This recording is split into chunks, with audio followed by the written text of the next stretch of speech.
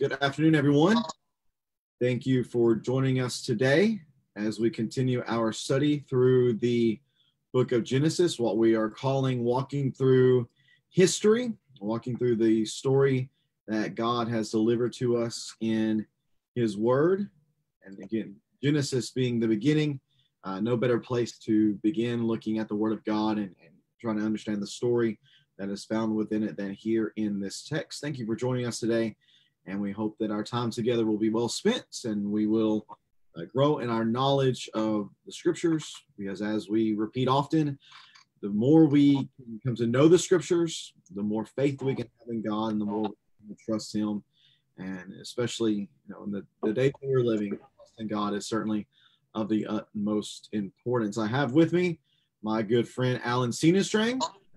Alan, it is good to see you today, sir. Hope you and your family are well on this beautiful Tuesday afternoon. We're doing good. It finally feels like summer today. Definitely. Yes, I saw 90 degrees on the temperature in my car, so it is a hot one. I hope the people, if you are outside, please stay cool, stay in the shade, drink you plenty of water. We don't need anybody getting a little too hot on this fine Tuesday afternoon. Before we get into our text, we're picking up at Genesis 37. We're in a transition point here as we're shifting focus from Jacob, the third patriarch in the Genesis story, to Joseph, who's going to be the next main character. But before we get into that text, I want to share with you just a little timeline I put together. It is not nearly as good as anything Alan puts together, but I did my best to try to help us as we're just looking at this text and considering where we've been and where we're going here in Genesis. This little timeline that we have begins in the beginning. The beginning of Genesis just kind of shows the main sections of what we've been looking at here in the Genesis story. Of course, the way I break down Genesis, looking at this text, so there's kind of two sections in Genesis. There is the first section, which I show is God's interactions with the entire world, in a sense. And then there are also, then the second half would be the interactions that God has focusing on the specific family of Abraham. So of course, Genesis 1 and 2, we have creation. Genesis 3, we have the fall, the sin in the Garden of Eden that caused for Adam and Eve to be expelled from that place. We then read in chapters 4 through 6, the world prior to the flood, and then the great sin that is recorded in Genesis 6, which brought about the punishment of the flood. The flood is seen in Genesis chapter 7. It goes through chapter 11, and that includes the restoration of earth and mankind, and also has the sin at Babel. So you have those three instances of sin, which I see those three stories, and I kind of see that those being the foundational points of why we are where we are today. Why are we here in this condition, living in this sort of world with all the different variables? It has to do with the garden, the sin that happened there. It has to do with the sin in Genesis 6. It happens to do with the sin at Babel. But it's after chapter 11 in Babel that the focus of Genesis switches. And it goes from God's interactions with the entire world to focusing now on a single family. And that family, the main patriarch, is Abraham. And we read about Abraham's story beginning in Genesis 12 and going through Genesis 25. And of course, Genesis 21, the son of promise is born, which is Isaac. And we see his life told to us from chapter 21 through chapter 35. And his son is born in chapter 25 and verse 19, which is Jacob. And then Jacob's favorite son, Joseph, is born in Genesis 30 and verse 22. And that brings us kind of to where we are today. We see this interaction between God and these men, Abraham, Isaac, Jacob, and Joseph. These are key characters in the story. Now, Joseph is not the man who the great promise given to Abraham, the third promise that through him all the nations of the world will be blessed. That's going to come through Judah. But Joseph does play an important part because it is Joseph and his story and what he did that allowed for Judah to continue on and for his line and lineage to continue so that the Christ would eventually come through him. And that is who we are going to pick up with looking in Genesis 37 this afternoon. Alan, you have anything you want to add to what we have here on the screen? Any highlights you want to point out? this is going to be several weeks that we'll be discussing Joseph, but I would definitely encourage you to start to listen for some connections with Joseph and Christ. We're going to see Joseph pretty well known as being a type or a prefigure of Christ. He's generally spoken well of in Scripture. I think we'll see maybe not quite as well as we once thought, but he's definitely a type, a kind of a precursor of Christ, and just in the simple fact that he is the one, through him, his family is saved, the nation is saved through Joseph.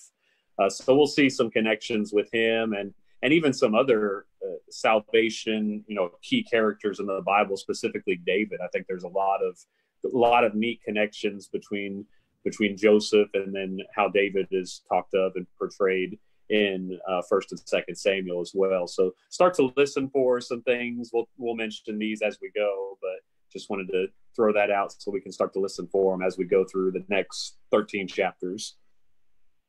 Right. And you hit on, Alan, a lot of what we're trying to do in this study. What we're trying to do here is to find connections, to find echoes throughout the text, to focus on main themes throughout the text. We're looking at some literary devices that are found within the text. A lot of things that we wouldn't necessarily do in a Bible class, we want to do here. Again, the literary aspects, the themes, those connections, those echoes, that's what we want to focus on here. And I think we're going to see a lot of that throughout this story and with Joseph. And what that does as well is it allows us then to maybe see the story in a little bit different light than we're used to. When everything about Joseph, you think of Joseph being this great hero and how he's always a hero. He's always this wonderful guy. But, as our friend Jared Salt said, did you ever have Jared while you were in school, Alan? No, I think he's actually a little bit younger than me, if I remember right. We were pretty close, but he wasn't a teacher by then. I forget, Alan, that we are both well out of college. Jared is a friend of ours. I've met Jared a couple of times at a conference last year and actually get to participate with him in a conference this year. He is a professor at Florida College down in Tampa, and he does a lot of Old Testament work. And to say he is an Old Testament scholar would not be hyperbole. He would probably yell at me if he heard me say that. But it's just the truth. He is so knowledgeable about the Old Testament. And as he says in one of his articles on Joseph, I just love the way he begins it. I'll just read it for you. He says, I'm going to tell you something shocking. Joseph is not a hero. To begin an article like that is definitely going to pretty clickbaity, but I really like what he does in the story and develops Joseph into the man that many of us have known him as for so long. But we're going to look at that text, Genesis 37 today, and hopefully we can see some of where Jared is coming from and take some lessons away from it. Again, focusing a lot on themes, focusing a lot on echoes and connections throughout the Old Testament narrative and text. So, Alan, let me get the text up here, actually, and we will get rolling. Genesis chapter 37. We're going to begin reading in verse 1. Genesis 37, beginning in verse number 1. Jacob lived in the land where his father had stayed, the land of Canaan. And these are the family records of Jacob. At 17 years of age, Joseph tended sheep with his brothers. The young man was working with the sons of Bilhah and Zilpah, his father's wives. And he brought a bad report. Looks like it came down. He brought a bad report, the text tells us, concerning his brothers, and told them about them to their father. And now Israel loved Joseph more than his other sons. This is verse number 3, because Joseph was a son born to him in his old age. And he made a robe of many colors for him. And when his brothers saw that their father loved him more than all his brothers, they hated him and could not bring themselves to speak peaceably to him. Whenever we think about this story, and I kind of think about it from just a young children's Bible class level, all we really think about is the fact that Jacob loved Joseph more. And unless we've been going through the text of Genesis like we have been, Alan, we might not exactly catch why that is the case. So for maybe those who haven't been with us, Alan, and for those who just might not be aware, why is it that Joseph is the favorite son of his father Jacob, who is now also known as Israel? Well, you need to go back to actually Jacob's parents. This is actually continuing the theme of favoritism. Mm-hmm. You have Isaac and Rebekah. Of course, they have the twin sons, Esau and Jacob. And you see how both parents kind of favor one and the other. Isaac favored Esau. Rebekah favors Jacob. And that's going to lead to some problems because Jacob is the one that is going to receive the blessing, and he's the one that it was promised to. And Isaac kind of doesn't like that. He tries to manipulate the situation to where Esau receives that. And of course we know about the deception and all that. And Jacob still gets the blessing anyway. So we've already got that backdrop. And then here comes Jacob. And of course, through no fault of his own, he ends up marrying both Leah and Rachel. But he continues this pattern of favoritism. He loved Rachel and he didn't seem to love Leah. Well, the result of that is a lot of strife between the two women, to the point where we add two more women into it. They're handmaids, Bilhah and Zilpah. And then, of course, because Jacob favors Rachel, it makes sense that he would favor her son, Joseph, as to the point that, of course, and Jacob, remember, is the youngest of the two, Jacob and Esau, and now Joseph is going to be the youngest, at least for a time, of all the 11 sons prior to him. So it kind of makes sense that you see this pattern going, and it's always causing trouble, and it's just going to continue to cause even more and more trouble until they figure out, stop playing favorites amongst your kids. And Jacob kind of exacerbates the problem by giving Joseph this coat, which, some debate about what the coat actually was or means, but to me, it's just a symbol of authority. He's putting Joseph ahead of his brothers in terms of, authority. It's almost like as the firstborn should have been, Reuben, he's putting Joseph in that role and in that place.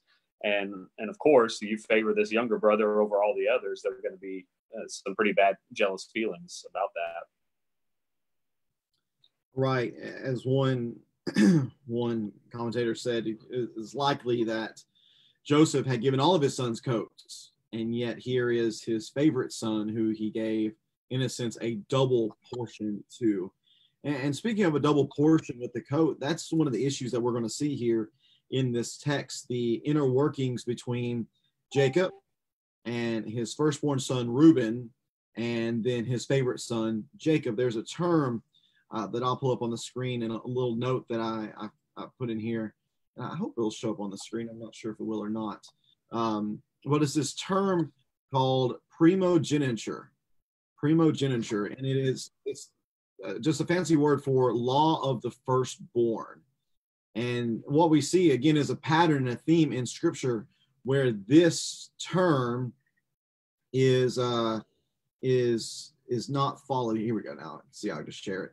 There we go. Put this on the screen.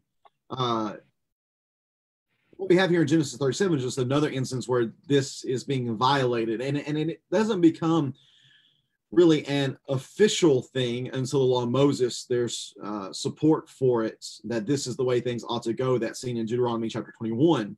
That comes later on down the road. But just culturally, this was the accepted way for families to operate, that the firstborn was to inherit the birthright and the blessing. So we can go all the way back to Abraham and Ishmael, and that should say, yeah, that's right, Abraham, Ishmael, and Isaac.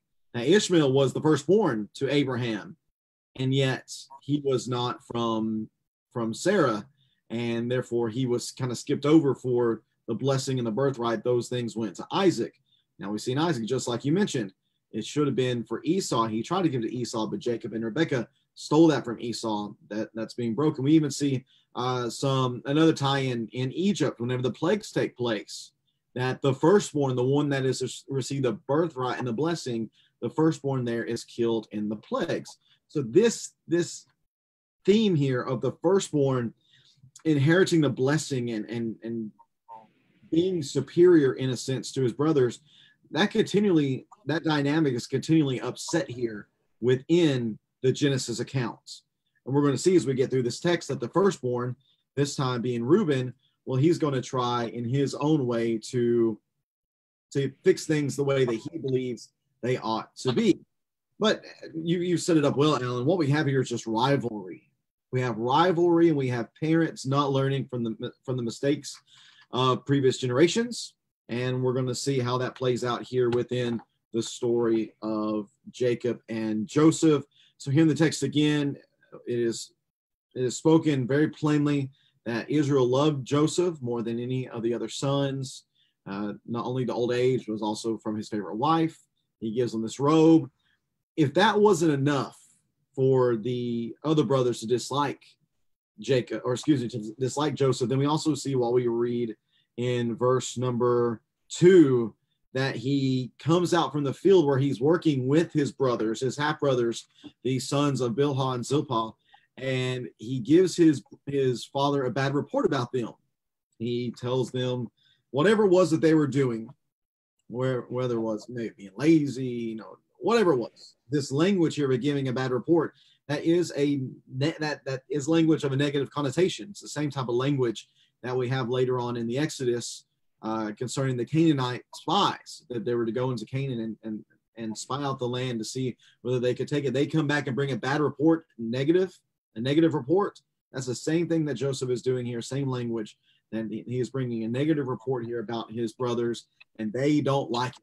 And what we have here, Alan, is just a perfect recipe for family drama of the highest degree. And let's continue through the text in verse number 5 and see what Joseph does to just exacerbate and make worse that family drama. We read in Genesis chapter 37 and verse 5 that Joseph had a dream. And when he told it to his brothers, they hated him even more. And he said to them, "Listen to this dream I had. There we were, binding sheaves of grain in the field, and suddenly my sheaf stood up, and your sheaves gathered around it and bowed down to my sheaf. Are you going to reign over us?" his brothers asked. "Are you going to rule us?" So they hated him even more because of his dream and what he had said. Then he had another dream and told it to his brothers. "Look," he said, "I had another dream, and this time the sun, moon, and 11 stars were bowing down to me." He told his father and brothers, and his father rebuked him. "What kind of dream is this that you had?" He said, "Am I and your mother and your brothers really going to come and bow down to the ground before you?"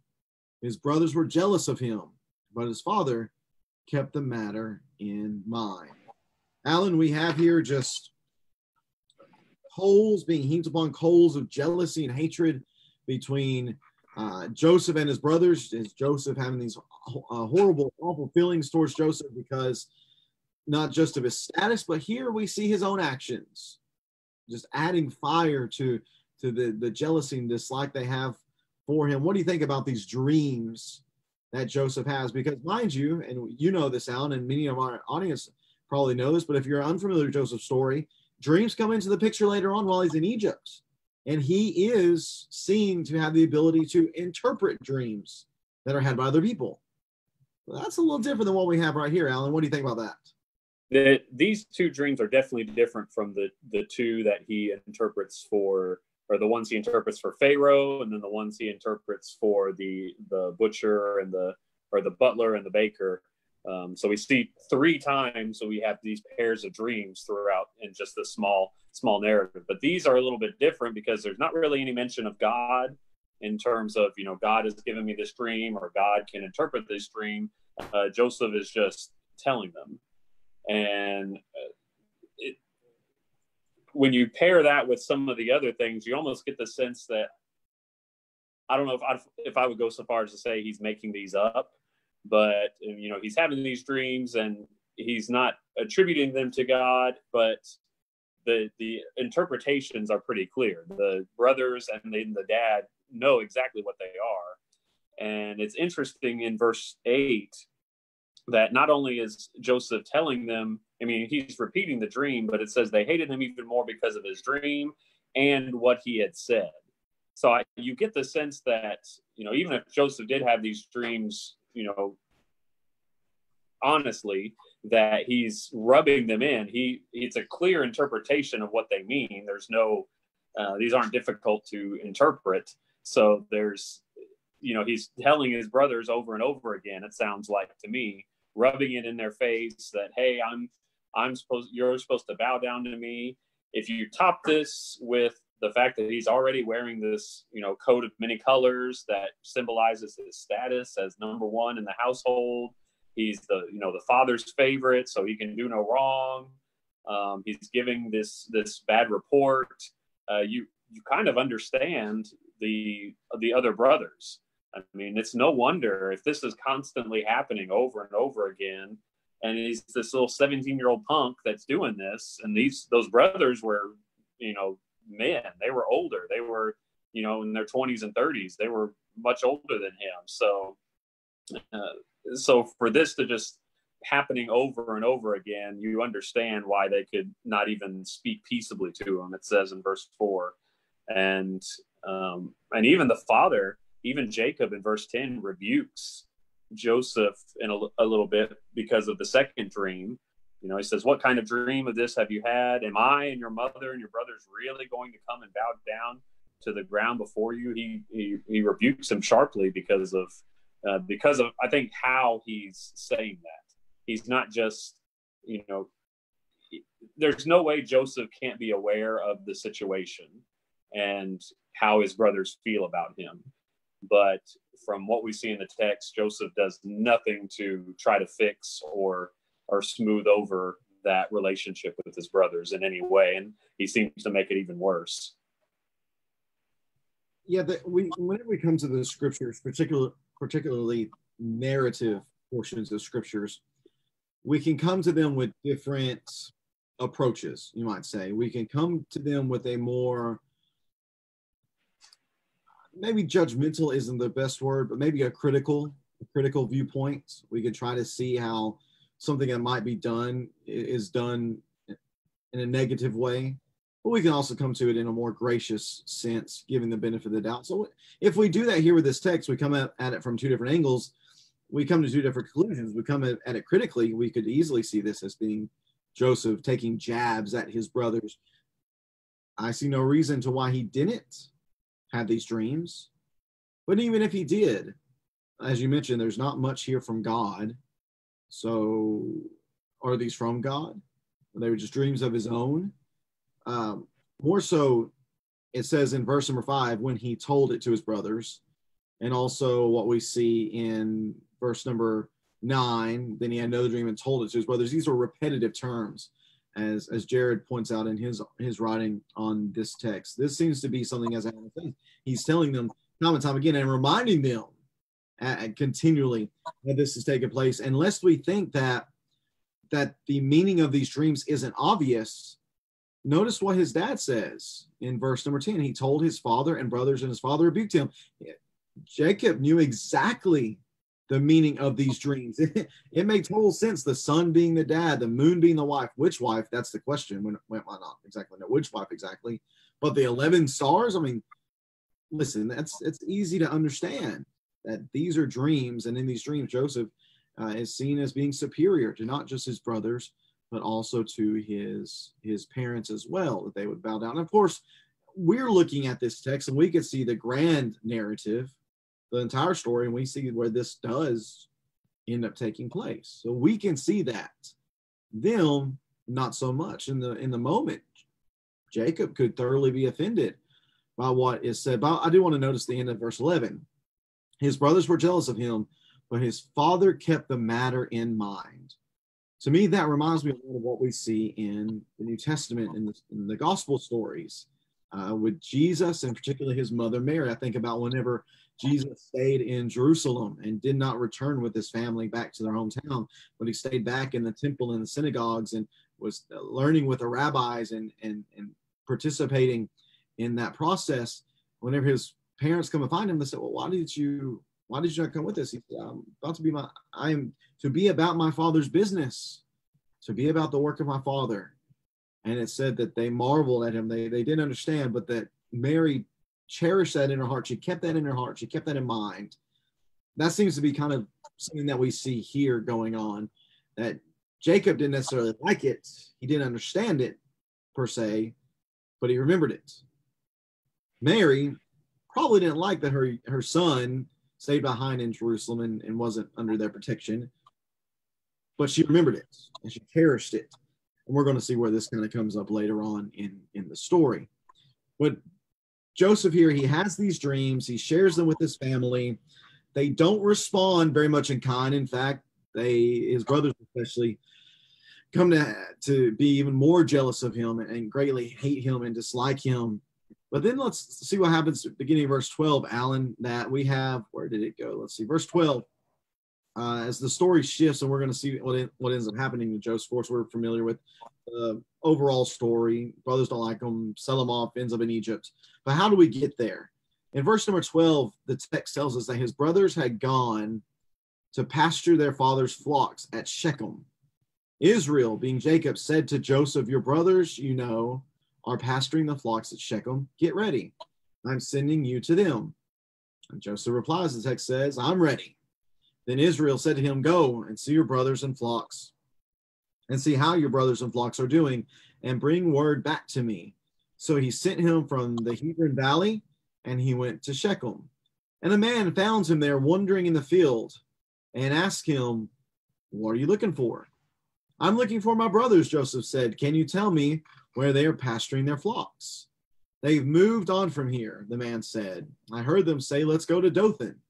So Joseph set out after his brothers and found them at Dothan. Alan, we talked about there's a number of echoes here within this text. Why don't you introduce the audience to a few of them that we were discussing earlier?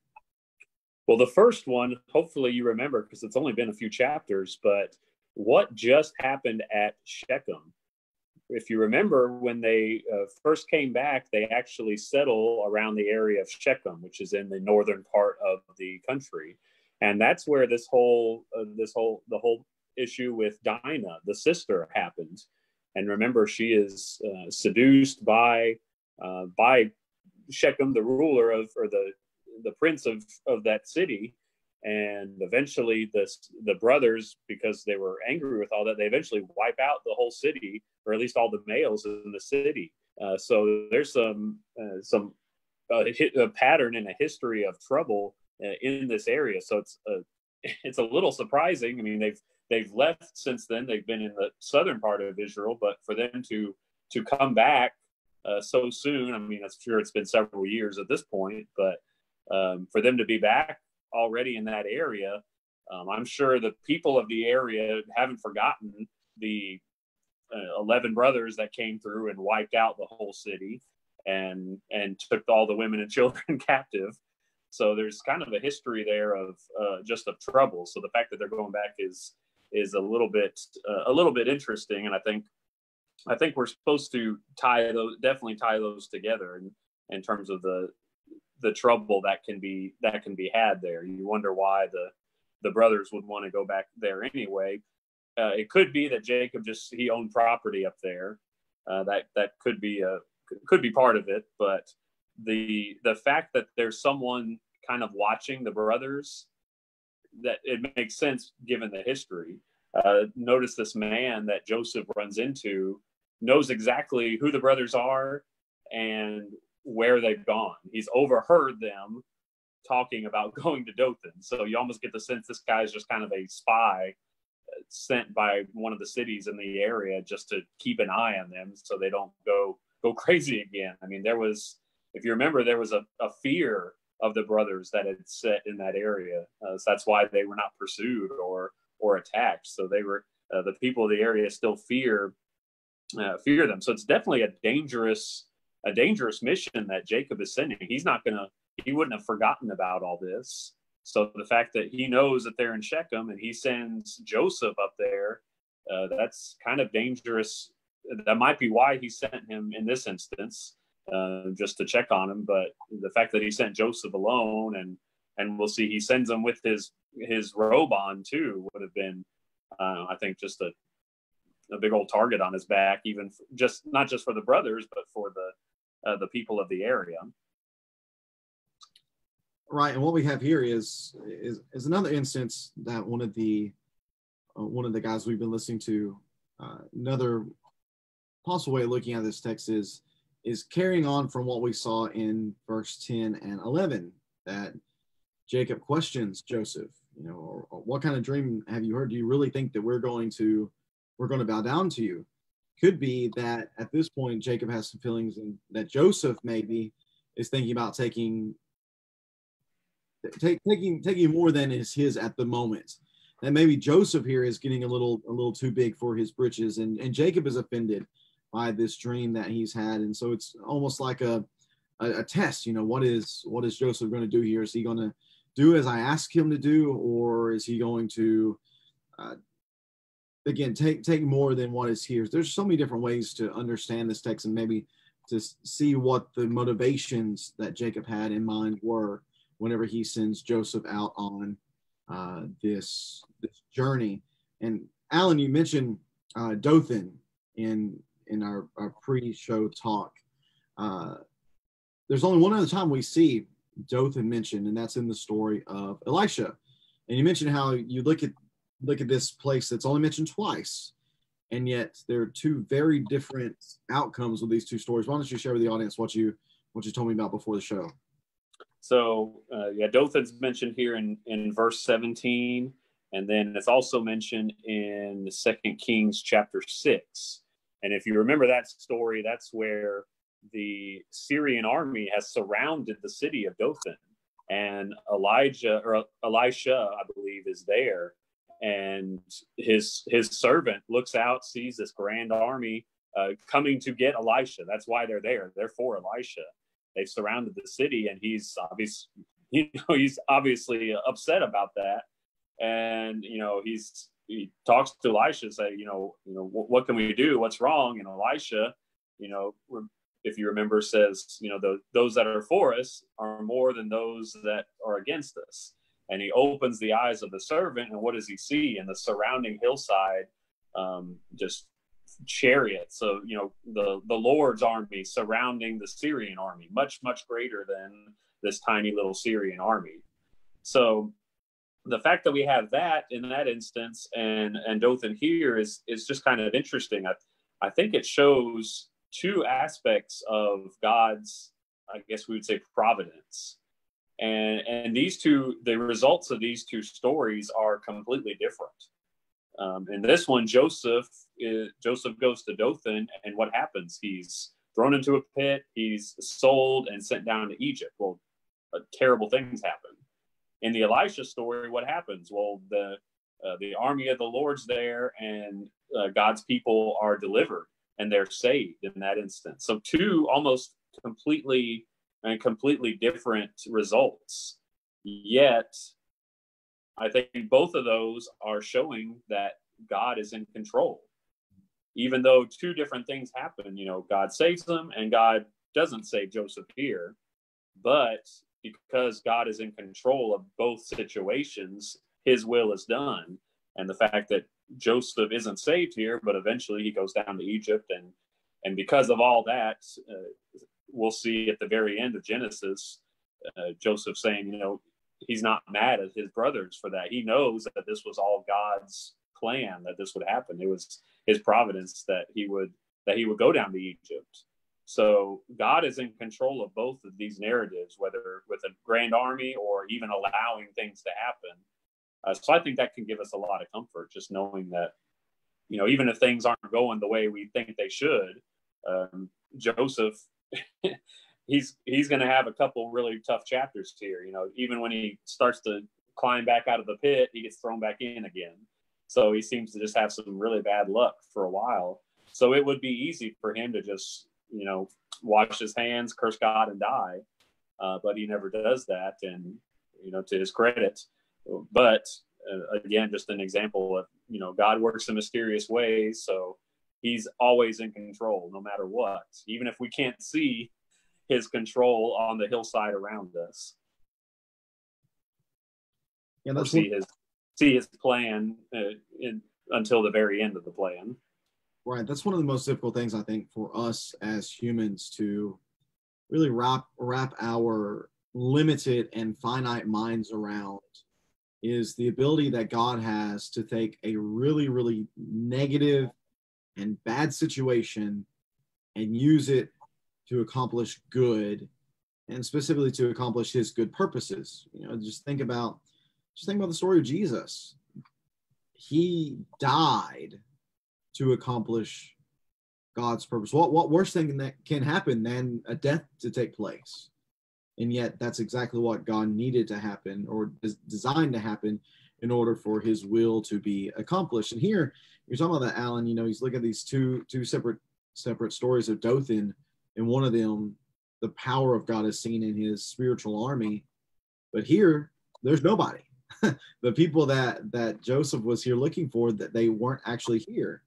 And therefore he continues on from Shechem, and he travels the 15 miles northward to Dothan. And we begin reading in verse 18 that they, being his brothers, Joseph's brothers, saw him in the distance. And before he had reached them, they plotted to kill him. Where's this hatred to kill come from? Again, go back to the beginning of the chapter. Go back to the fact that Joseph snitched on them, gave a bad report on them. Joseph was their father's favorite. He received the special robe. He had these dreams, and that showed him being superior to his brothers, and not just his brothers, but also his mom and dad. And so they want to kill him, verse 18. They said to one another, verse 19, oh, look, here comes that dream expert. I love the literal translation. Here comes the Lord of the dreams. That to me is almost humorous. So now, come on, let's kill him and throw him into one of the pits. We can say that a vicious animal ate him. Then we'll see what becomes of his dreams. When Reuben heard this, Reuben, the actual firstborn, mind you, when Reuben heard this, he tried to save him from them. He said, let's not take his life. Reuben also said, don't shed blood. Throw him into the pit in the wilderness, but don't lay a hand on him. And at this point, if we were reading this for the first time, we're thinking, wow, look at Reuben stepping up and being that good leader as the eldest brother. But what we see at the end of verse 22 is that he was intending to rescue him from them and return him to his father, which, Alan, you can dive into that in just a moment, as to what was actually on his mind. Verse 23 says, when Joseph came to his brothers, they stripped off Joseph's robe, the robe of many colors that he had on, and then they took him and threw him into the pits. The pit was empty and without water. So this plan that they had conjured up in their mind, beginning in verse 18, they don't go so far as to kill him, but they do kidnap him, and they throw him in a pit in which he is in a completely helpless situation. Alan, it just shows the level of hatred that they had for the brother, for them to do such a thing like this. I don't think that this is something that they've maybe thought about very much, just because of how often the plan changes in this story. But definitely just the fact that, oh, here he comes, you know, like immediately they're thinking, okay, what can we do to him? You know, we might do the same thing, but we're pranking somebody, you know, like, oh, here comes somebody, let's play a prank on him. Well, they're thinking about killing this guy, which immediately, I mean, how often have we seen a brother or brothers wanting to kill another brother in Genesis so far? It's happened a little more often than you would expect in 37 chapters. So I think that in and of itself definitely ties the brothers in with men like Esau and Cain. Just obviously not the best people to be considered. Now Reuben is interesting. If we remember, just in chapter 35, Reuben had just a little blurb there, 35 and verse 22, how he went in and slept with his father's concubine, Bilhah, and Israel heard about that.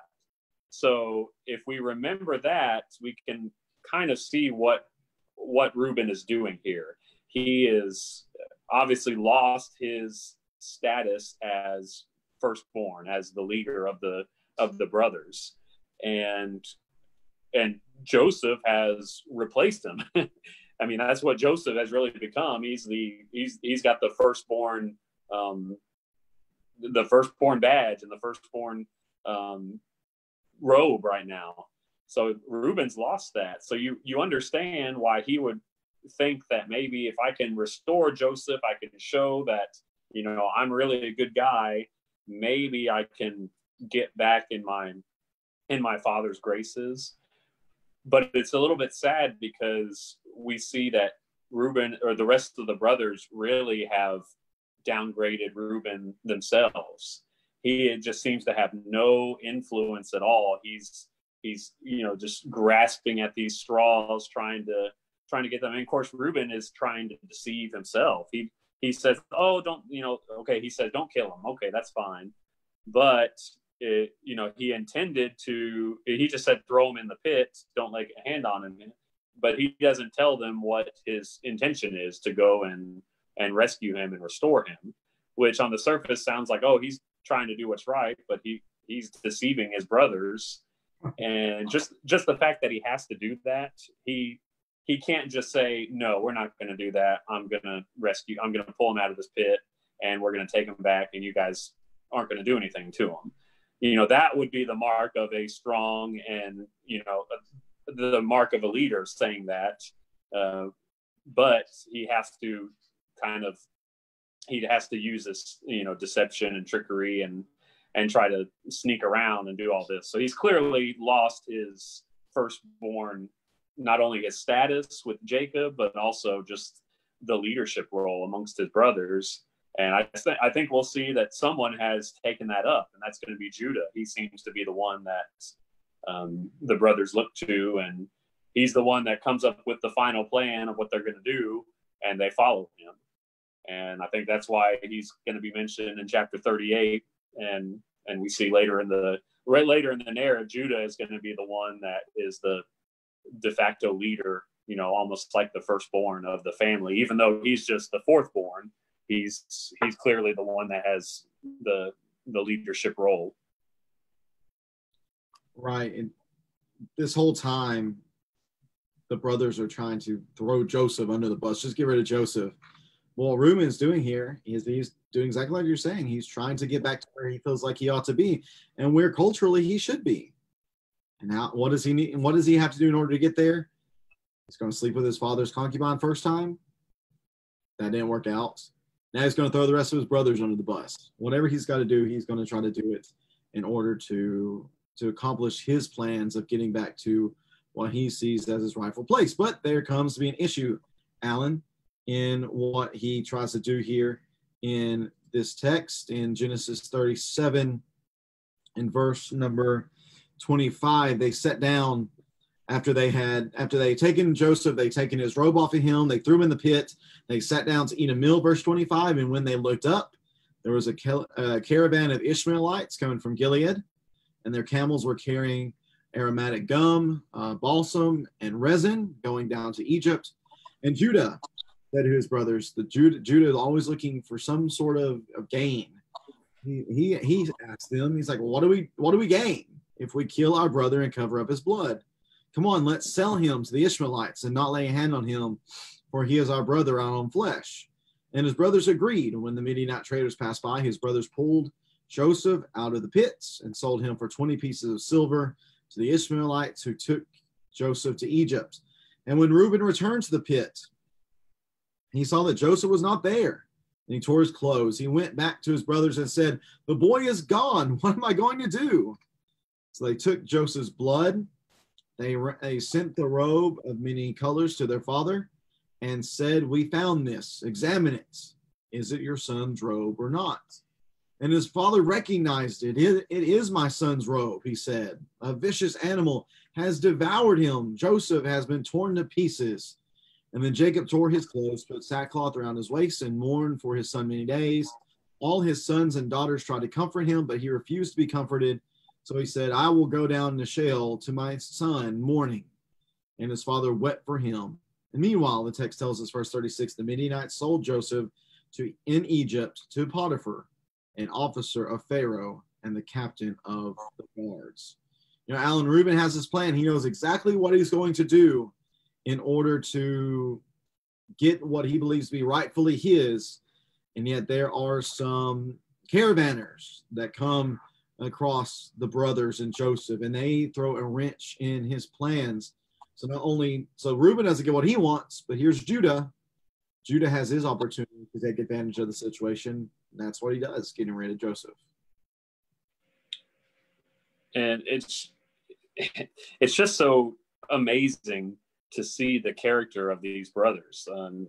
Just the fact, I mean, I understand the language that they use, like we hate his guts, we want to kill him. I mean, I've never had a brother, but I understand people that have had siblings, and just, you know, you get frustrated, you clash, you get so mad at each other, and you might say something like that, and you would never do it, but you would have those feelings. But for Judah to come along here and just so callously, I mean, one, notice what the brothers do while Joseph is in the pits. They're eating. They're just like, okay, whatever, he's in there. They're not, you know, rethinking what they've done. They're just callously having a meal there. And then Judah's like, oh, here's a great idea. Let's make a little money off of them too.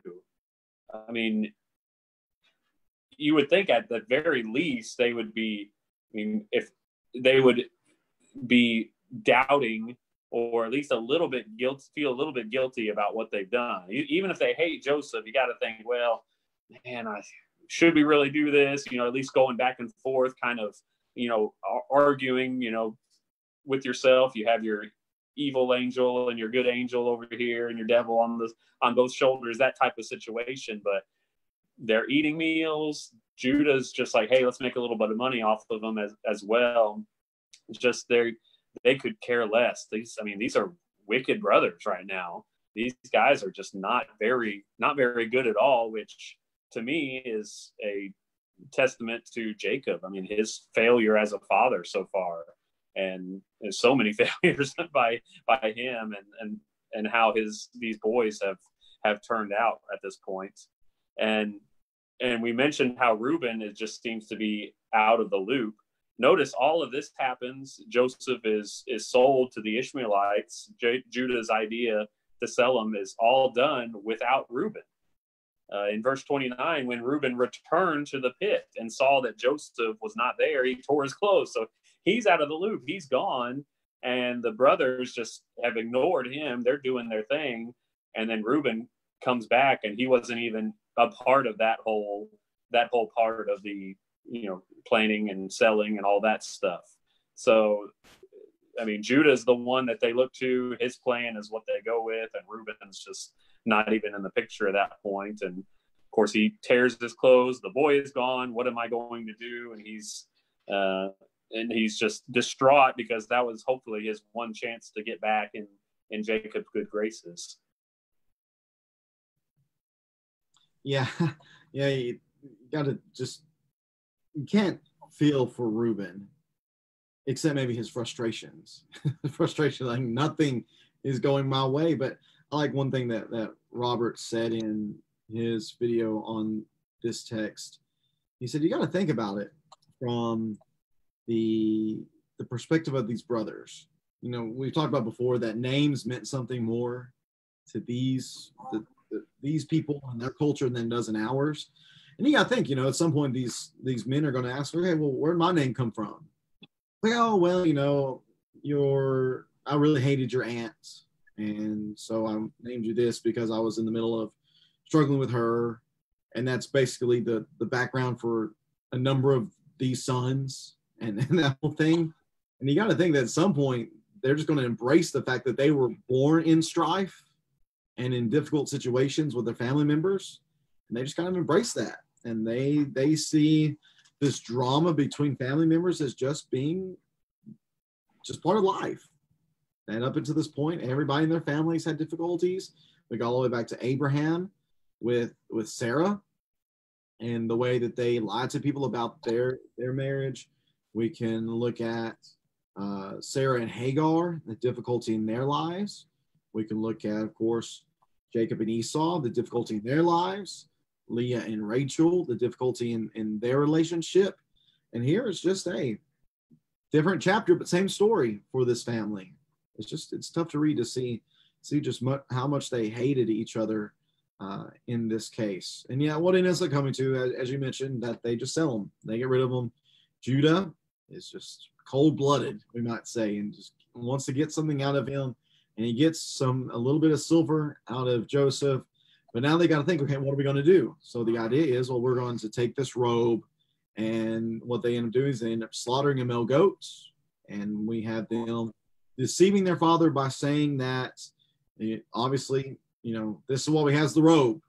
And all they do in this instance is they let Jacob come to his own conclusions, which there's a little bit of irony in this, in this situation with Jacob and his sons and this deception that goes on. Alan, we noted that it seems that on a number of occasions, the way these characters in this story, in this Genesis story, the way they behave, so many times it comes back around and gets them later on.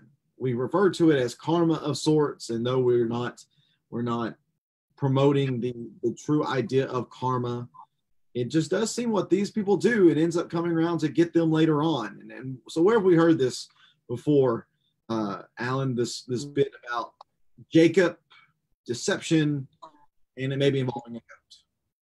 Well, this is, like you mentioned, another example of someone doing wrong in some way and then it coming back on them. We see this. We saw this with the Tower of Babel. They were trying to make a name for themselves, and they were not trying to not be scattered throughout the world. And what happens? God scatters them.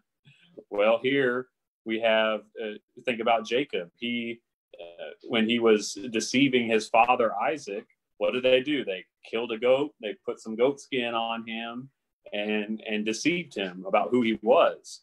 What's happening here? They slaughter a male goat in verse 31 of chapter 37, and they use that to deceive him about whose robe this was.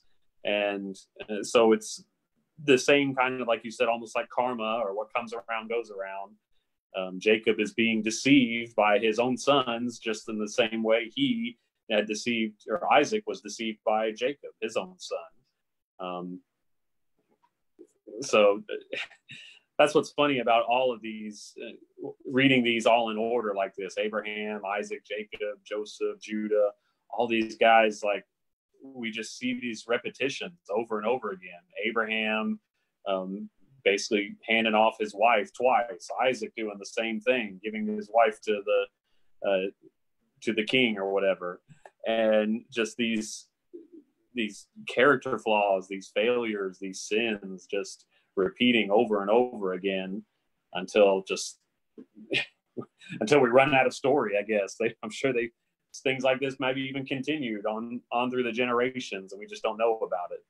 But it's just kind of, it's just sad, but also I think it again shows God's hand in all of this, that in the same way you do wrong, that wrong will come back and get you. Just the consequences of our actions can come back and bite us in that way. So I think the lesson for us is definitely just to serve God, do what's right. If you don't want something to happen to you, don't do that to others. Do to others as you would have them do to you. Right. Thinking about pit and just evil actions, I think about Proverbs 1, Alan. I think about Proverbs 1 and the instruction, just kind of bringing it out a very practical application from these stories, and the necessity of not participating in evil, wicked deeds. Think about Proverbs 1 and verse 8: listen, my son, to your father's instruction, and don't reject it, and don't reject your mother's teaching, for they will be a garland of favor on your head and pendants around your neck. My son, if sinners entice you, don't be persuaded. If they say, come with us, let us ambush and kill someone. That sounds familiar. Let us attack some innocent person just for fun. Let's swallow them alive like shale, whole like those who go down to the pit. Will all come all kinds of valuable property and fill our houses with plunder. Throw in your lot with us, and we'll all share the loot. My son, don't travel that road with them or set foot on their path, because their feet run toward evil and they hurry to shed blood. It is useless to spread a net where any bird can see it, but they set up an ambush to kill themselves. They attack their own lives. Such are the paths of all who profit dishonestly. It takes the lives of those who receive it. You participate in these type of things. Don't be surprised whenever your own life comes to ruin. And we take that principle here and the evil deeds of these brothers, and we see how this chapter finishes out with just the anguish of Jacob. Think about it from his perspective. And we're not really sure about the chronology of this section of Genesis. Not everything seems to be laid out in perfect chronological order. We don't know. We're not certain, at least, whether Rachel has died at this point. I think reading some guys, we're just not certain about how all this stuff lines up. But if this is after the death of Rachel, then now Jacob has not only lost his favorite wife, well, now he's lost his favorite son. That's tough on a man, and that's why he doesn't want to be comforted in this text. Even if it's just Joseph at this point, he does not want to be comforted. He refuses to be comforted. He says, "No, I will go down to Sheol to my son mourning." And he wept bitterly. You know, we look at this chapter. We finish up with chapter 37 here, Alan, and we think back just about this section, Genesis 20 through 15, or excuse Genesis 12 through 15, and we look at what I noted earlier from this timeline and the main characters that are seen here in this timeline, where God focuses on these patriarchs that begin in this family that begins with Abraham. You know, tell me in this story, Alan, tell me who here really stands out blameless.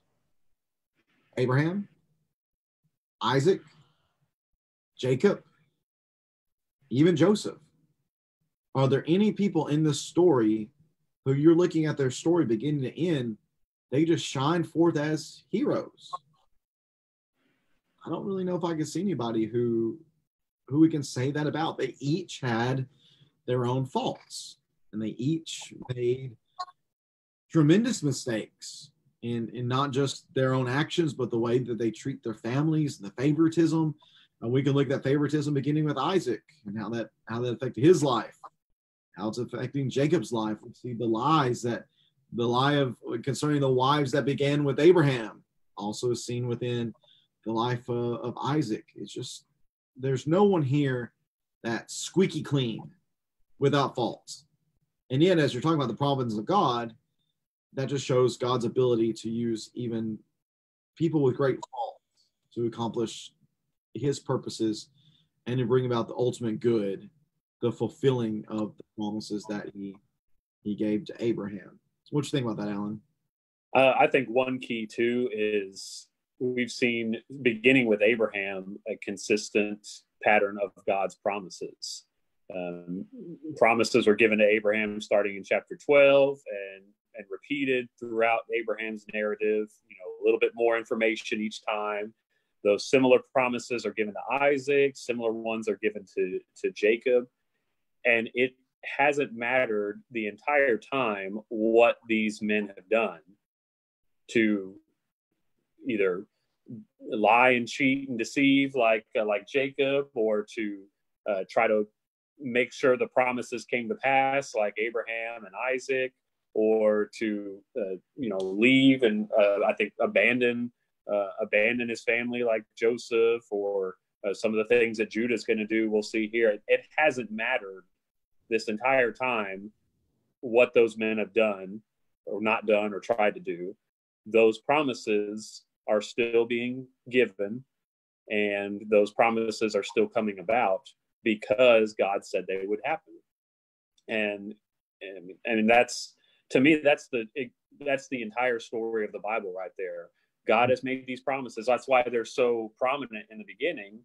And we have a long narrative all the way until the time of Jesus, I mean, a lot of stuff to fill in and talk about, but the common theme is that these promises are going to come to pass, and whatever God said will and has come to pass.